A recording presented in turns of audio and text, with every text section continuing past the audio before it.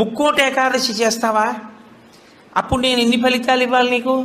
23 ఏకాదశుల ఫలితం ఇవ్వాలి. అథవా ఈ ఏకాదశితో కలిపి 24 ఏకాదశుల ఫలితం ఇవ్వాలి. కానీ నేను ఒకటి ఎక్కువ అడుగుతాను, దానికి తగినంత నీకు ఇస్తాను. నేను అడిగిన ఎక్కువ చెయ్యాలి.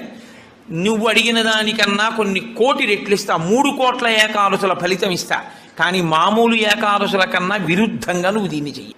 ఎందువల్ల విరుద్ధంగా చేయవలసి ఉంటుంది ముక్కోటి ఏకాదశి అంటే, మామూలు ఏకాదశి నాడు మీరు ఉపవాసం చేసేటప్పుడు పండు కాని, కాయ కాని, అథవా కాసిన పాలు కాని తాగితే ఉపద్రవం ఏం రాదు.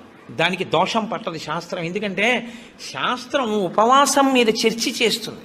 ఉపనిషత్తుల్లో ఆ విషయం ఉంది, వేదంలో ఆ విషయం ఉంది. ఎప్పుడెప్పుడు ఉపవాసం ఎలా చెయ్యాలి అన్నది ఉంది. ఆదివారం